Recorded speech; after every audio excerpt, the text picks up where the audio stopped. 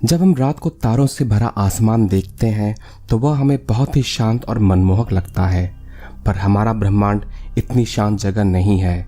यहाँ ऐसी घटनाएं होती हैं जो मनुष्य की सोच से परे हैं, और यहाँ पर कई विध्वंसक और भयानक घटनाएं भी होती हैं जिसके बारे में हम कल्पना नहीं कर सकते। तो दोस्तों, आज हम अंतरिक्ष के कुछ ऐसे ही डरों का सामना करेंगे। आप देख रहे हैं स्मार्ट टेक्नोबिज। मेरा नाम है राजीव रंजन कुमार। तो आइए दोस्तों, शुरुआत करते हैं। नंबर 5 पर है एस्ट्रॉइड्स एंड कॉमेट। 9 जनवरी 2017 को जब हम अपने दैनिक कार्यों में व्यस्त थे, तब एक एस्ट्रॉइड यानी कि एक क्षुद्र ग्रह धरती से टकराने के काफी करीब था। 2017 AG-13 के नाम से जाना जाने वाला यह एस्ट्रॉइड धरती और चांद के बीच से आधी दूरी से निकल गया। यह एस्ट्रॉइड 25 से 30 मीटर लंबा था, यानी कि तुलना में यह 10 मंजिली इमारत के करीब था। 2013 में इतना ही बड़ा एक एस्ट्रॉइड रशिया के चेलिबिंस्क शहर के ऊपर टूटकर बिखर गया था, जिसकी वजह से 1000 से ज्यादा लोग घायल हुए थे। पर ये दोनों एस्ट्रॉइड उन लाखों करोड़ों एस्ट्रॉइड और कॉमेट यानी कि धूमकेतु में से एक हैं जो हमारे सौरमंडल में मौजूद हैं, और इनमें से कई धरती के परिक्रमा पथ के काफी करीब हैं। एक आंकड़ों के मुताबिक 2017 तक 857 ऐसे एस्ट्रॉइड्स और कॉमेट का पता लगा लिया गया है जो धरती के काफी करीब हैं और जिनकी लंबाई 1 किलोमीटर से ज्यादा है। अंतरिक्ष में भटकते हुए विशाल पर्वत के आकार के एस्ट्रॉइड पूरी धरती से जीवन का नामो निशान मिटा देने की क्षमता रखते हैं, और माना जाता है हजारों साल पहले एक ऐसा ही विशाल एस्ट्रॉइड पृथ्वी से टकराया था जिसने डायनासोर के पूरी प्रजाति का विनाश कर दिया था। जो हजारों साल पहले हुआ था वह आज भी हो सकता है। इसलिए नासा का एक प्रोजेक्ट है जो धरती के काफी करीब आ रहे एस्ट्रॉइड्स और कॉमेट पर नजर रखता है। लेकिन यह प्रोजेक्ट भी सिर्फ 1 किलोमीटर लंबाई से बड़े एस्ट्रॉइड्स और कॉमेट पर ही नजर रखता है जो पूरी पृथ्वी पर विनाश ला सकते हैं। पर इनसे छोटे एस्ट्रॉइड हजारों की संख्या में मौजूद हैं जो पृथ्वी से टकरा सकते हैं। इनके टकराने से विश्व स्तर का विनाश तो नहीं होगा, पर यह एक पूरे शहर का विनाश करने की क्षमता रखते हैं। और चिंता की बात यह है कि इन सब पर नजर रख पाना संभव नहीं है। 9 जनवरी को जो एस्ट्रॉइड धरती के काफी करीब से गुजरा था, उसका पता भी धरती के पास से गुजर जाने के बाद लगाया जा सका। लेकिन हम अभी भी सुरक्षित हैं और ऐसा कोई बड़ा हादसा अभी तक नहीं हुआ है। इसके लिए हमें जुपिटर यानी कि बृहस्पति का शुक्रिया कहना चाहिए, क्योंकि बृहस्पति की वजह से हम बचते आ रहे हैं। बृहस्पति का गुरुत्वाकर्षण बल इतना मजबूत है कि यह इन एस्ट्रॉइड और कॉमेट का रुख बदल देता है और हमें इनमें से कई खतरों से बचाता है। नंबर 4 पर है रोज प्लैनेट। अगर एस्ट्रॉइड्स या कॉमेट का पृथ्वी से टकराना आपको भयानक लगता है, तो किसी ग्रह से पृथ्वी के टकराने के बारे में आप क्या सोचते हैं? अभी तक आपने पृथ्वी के किसी ग्रह से टकराने की अफवाह आपने इंटरनेट पर कई बार सुनी होगी, पर ऐसा हो भी सकता है। जब ग्रहों की बात आती है तो ऐसे खगोल पिंड की तस्वीर दिमाग में आती है जो एक निश्चित कक्षा में अपने सितारे की परिक्रमा करता है। अगर सभी ग्रह अपनी अपनी कक्षा में अपने सितारे की परिक्रमा करें तो कोई किसी से नहीं टकराएगा, पर कुछ ऐसे ग्रह भी हैं जो इन नियमों का पालन नहीं करते हैं। ये वह ग्रह हैं जो किसी भी सौरमंडल से बंधे हुए नहीं हैं और खुलेआम अंतरिक्ष में भटकते हुए सीधे आकाशगंगा की परिक्रमा करते हैं। इन ग्रहों को रोज प्लैनेट यानी कि लावारिस ग्रह भी कहा जाता है। ये ऐसे ग्रह हैं जो किसी कारण से अपने सौरमंडल से बाहर धकेल दिए गए हों, या फिर इनका निर्माण अपने आप हुआ हो, ठीक वैसे ही जैसे सितारों का निर्माण होता है। और ऐसे पिंड जिनका निर्माण अपने आप हुआ है, उन्हें इंटरनेशनल एस्ट्रोनॉमिकल यूनियन ने ब्राउन ड्वार्फ का नाम दिया है। और ये लावारिस ग्रह और पिंड भारी संख्या में अंतरिक्ष में मौजूद हैं, और क्योंकि इनका अपना प्रकाश नहीं होता, इन्हें सीधे तरीके से देख पाना संभव नहीं है। वैज्ञानिकों का मानना है कि इनकी संख्या ब्रह्मांड में मौजूद सितारों के बराबर है, यानी कि जितने सितारे आप आसमान में देख रहे हैं उतने ही लावारिस ग्रह भी आसमान में मौजूद हैं। वाइस 0855 एक लावारिस ग्रह है जो अब तक के ढूंढे गए लावारिस ग्रहों में से सबसे करीब है। यह ग्रह पृथ्वी से 7 प्रकाश वर्ष दूर है। किसी लावारिस ग्रह से पृथ्वी की टकराने की संभावना अभी निकट भविष्य में नहीं है, पर वैज्ञानिकों के सिद्धांत की बात माने तो पृथ्वी पहले ही एक ग्रह से टकरा चुकी है। जायंट इम्पैक्ट के सिद्धांत के मुताबिक 450 करोड़ साल पहले एक मंगल ग्रह के आकार का ग्रह, जिसे थिया के नाम से जाना जाता था, पृथ्वी से टकरा गया था। माना जाता है कि यह ग्रह पृथ्वी के समानांतर कक्षा में परिक्रमा करता था और बृहस्पति और बुध ग्रह के गुरुत्वाकर्षण के प्रभाव से यह पृथ्वी की कक्षा में आकर पृथ्वी से टकरा गया। इस टक्कर में थिया ग्रह पूरी तरह से नष्ट हो गया और टकराव के बाद पृथ्वी और इस ग्रह के कुछ टुकड़े अंतरिक्ष में पहुंच गए, जो बाद में इकट्ठा होकर पृथ्वी का चांद बन गए। इस सिद्धांत का सबूत अपोलो मिशन में भी प्राप्त हुआ था। जब इस मिशन द्वारा चांद से लाए गए नमूनों का परीक्षण हुआ तो यह पाया गया कि इनकी संरचना पृथ्वी पर मौजूद मिट्टी की संरचना से मेल खाती है।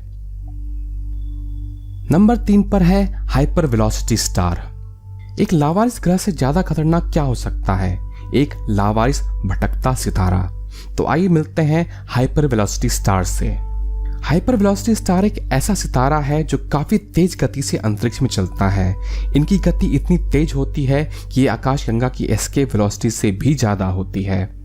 ऐसे तो अंतरिक्ष में हर चीज गतिमान है, यहाँ तक कि हमारे सितारे भी गतिमान हैं और यह आकाशगंगा का चक्कर लगाती हैं। पर आम तारों की गति 100 किलोमीटर प्रति सेकंड होती है, तो वहीं हाइपर वेलोसिटी स्टार की गति 10 गुना ज्यादा यानी कि 1000 किलोमीटर प्रति सेकंड होती है।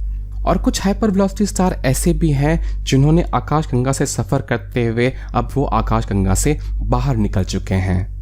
हाइपर वेलोसिटी स्टार कैसे बनते हैं, इसके 2 सिद्धांत हैं और दोनों ही सिद्धांतों में एक बात समान है कि हाइपर वेलोसिटी स्टार का जन्म बाइनरी स्टार सिस्टम यानी कि 2 तारों के मंडल से होता है। बाइनरी स्टार सिस्टम में 2 तारे होते हैं जो एक दूसरे के साझे द्रव्यमान के केंद्र यानी कि सेंटर ऑफ मास की परिक्रमा करते हैं। पहले सिद्धांत के मुताबिक अगर ये बाइनरी स्टार सिस्टम किसी ब्लैक होल के समीप चले जाते हैं तो संभव है कि इनमें से एक तारा ब्लैक होल के गुरुत्वाकर्षण के बल में फंस जाएगा और दूसरा तारा तीव्र गति से बाहर फेंक दिया जाएगा, जो हाइपर वेलोसिटी स्टार बन जाता है। दूसरे सिद्धांत के मुताबिक जब इन बाइनरी सिस्टम में से एक सितारे में सुपरनोवा का विस्फोट हो जाए तो दूसरा सितारा विस्फोट के कारण तेजी से बाहर धकेल दिया जाएगा, जिसकी वजह से वह हाइपर वेलोसिटी स्टार बन जाएगा। नंबर 2 पर है रोज ब्लैक होल। अब हम बात करेंगे अंतरिक्ष के विशालकाय दानवों की यानी कि ब्लैक होल की। ब्लैक होल एक ऐसे खगोलीय क्षेत्र है जहां गुरुत्वाकर्षण इतना तेज होता है कि उसके अंदर जाने के बाद कुछ भी बाहर नहीं आ सकता, यहां तक कि प्रकाश भी नहीं। माना जाता है कि हर आकाशगंगा के मध्य में एक विशालकाय ब्लैक होल मौजूद होता है और हमारे आकाशगंगा के मध्य में भी एक विशालकाय ब्लैक होल मौजूद है। जो भी वस्तु इस ब्लैक होल के गुरुत्वाकर्षण के क्षेत्र के अंदर आता है वह वस्तु इस ब्लैक होल के द्वारा निगल लिया जाता है और वह हमेशा के लिए उस ब्लैक होल का हिस्सा बनकर रह जाता है। ब्लैक होल में गिरने के लिए आपको इसके करीब जाना पड़ेगा, लेकिन हाल ही में चौंका देने वाली एक खोज हुई है जो इन ब्लैक होल को और भी भयानक और डरावना बना देती है। चंद्रा एक्सरे टेलीस्कोप की मदद से एक ब्लैक होल का पता लगाया गया है जिसे XJ1417+52 के नाम से जाना जाता है। यह ब्लैक होल किसी आकाशगंगा के मध्य में नहीं है, बल्कि यह रोज ब्लैक होल है यानी कि एक भटकता हुआ ब्लैक होल है।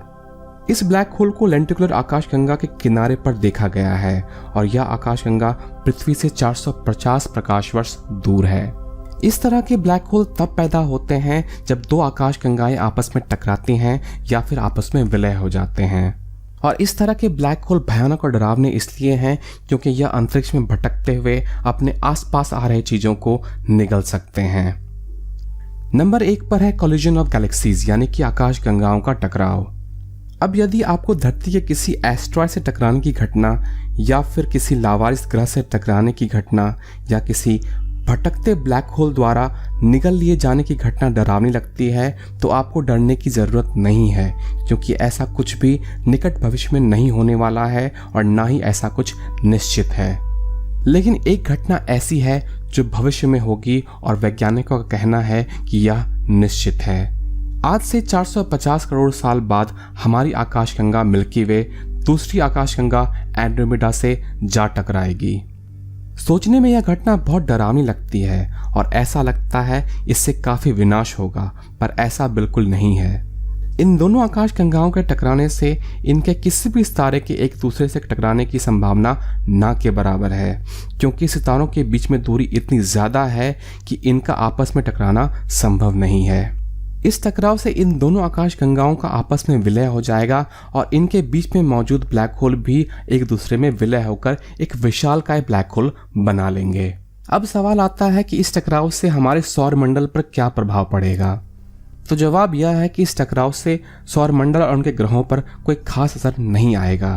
बस इतना होगा कि हमारा सौर मंडल विलय के बाद बने आकाशगंगा के और भी बाहर की तरफ चला जाएगा। लेकिन यह सब देखने के लिए शायद मनुष्य जाति मौजूद ना हो, क्योंकि उस वक्त तक धरती की सतह बहुत गर्म हो चुकी होगी, जहां पर तरल पानी का रहना संभव नहीं होगा, इसलिए जीवन भी समाप्त हो जाएगा। और ऐसा इसलिए होगा क्योंकि सूरज की रोशनी उस वक्त तक 35 से 40% बढ़ चुकी होगी और सूरज अपने जीवन के अंतिम क्षणों में होगा। इस तरह के आकाशगंगाओं के टकराने घटना आम है और अभी NGC 2207 और IC 2163 दो आकाशगंगाएं हैं जो आपस में टकराने के क्रम में हैं और इनके विलय होने की प्रक्रिया लाखों साल चलेगी। आशा करता हूं दोस्तों आपको यह वीडियो पसंद आया होगा। अगर पसंद आया तो लाइक ज़रूर करें और सब्सक्राइब ज़रूर करें, क्योंकि मैं इस चैनल पर ऐसे ही इंटरेस्टिंग वीडियो शेयर करता हूं। तो दोस्तों मिलते हैं अगले वीडियो में, तब तक के लिए नमस्कार।